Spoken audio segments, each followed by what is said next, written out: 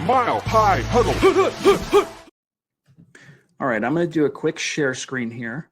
I want to start doing a better job of when we reference content at milehighhuddle.com, showing it to you guys, making sure you understand what we're doing over here. Because sometimes I think most of our awesome audience, both on Facebook and YouTube, especially Facebook, they're well aware of what we're doing at milehighhuddle.com, covering the Denver Broncos on the Sports Illustrated Network.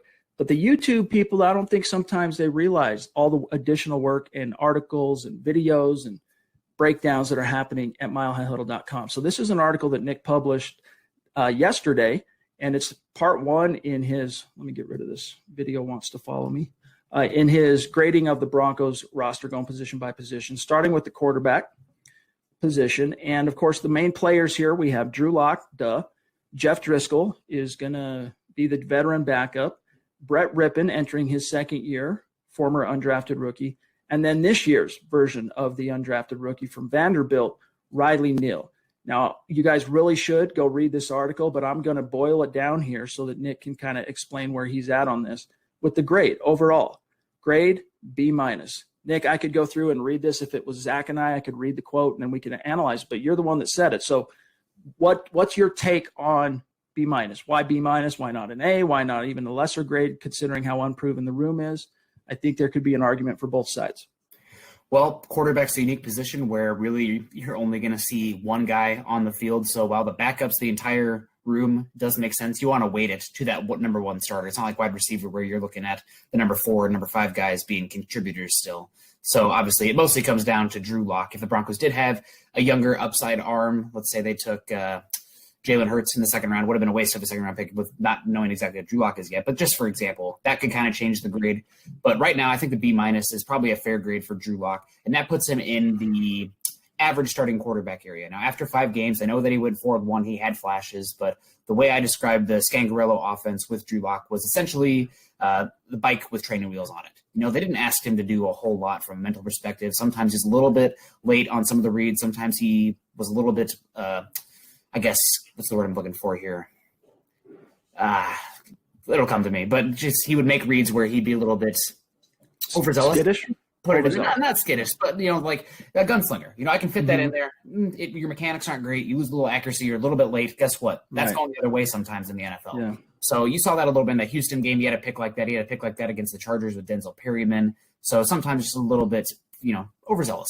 So I think it's good. We don't know enough about Drew Lock yet. There are flashes. There's the arm talent, and something else that I think is really important to a quarterback that I did not weight enough when I was evaluating Paxton Lynch, but that's the attitude, the leadership, the moxie surrounding him. I mean, that really needs to have that around him. Now, granted that, dancing on the sideline, rapping Jeezy, it's all fun. If the Broncos are getting beat by 30 points at home and you see him doing that, it's a totally different message. So that does matter as well. You have to have that coming with a good play and everybody having fun.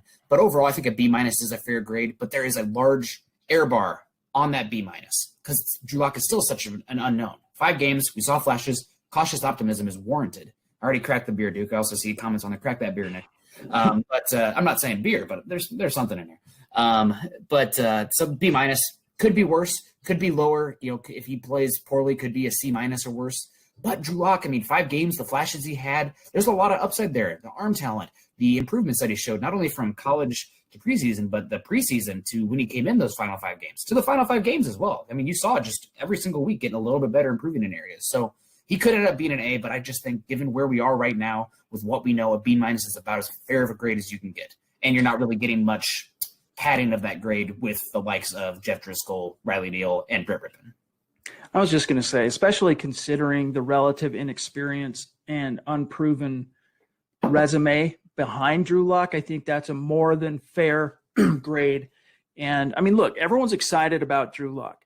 And it's not that anyone's telling you pump the brakes on being excited about Drew Lock. It's just that he still has a long road left to hoe in terms of really establishing himself as a bona fide NFL quarterback. Now, even though it was only 5 games last year, Nick, it's not like we learned absolutely nothing about Drew Lock. There's a reason why John Elway and the Denver Broncos built that nest, baby. They sold out almost completely to build around Lock. And then even after the draft, Elway talked about in his post-draft presser how nice it was for a change to have a quarterback to build around, right? And so these are the reasons why it is exciting. and why Broncos country, I think, has so much to look forward to in 2020 and beyond. He's going to bump his head. He's going to go through trial and error. I mean, honestly, even in those 5 games he started last year, Nick, I thought, honestly, after those first 3, he was going to go – I didn't think he was going to go a game without throwing a pick. There was just It felt like there was always going to be that one obligatory throw that he wanted back that got taken the other way. And that's just part of a young quarterback testing boundaries,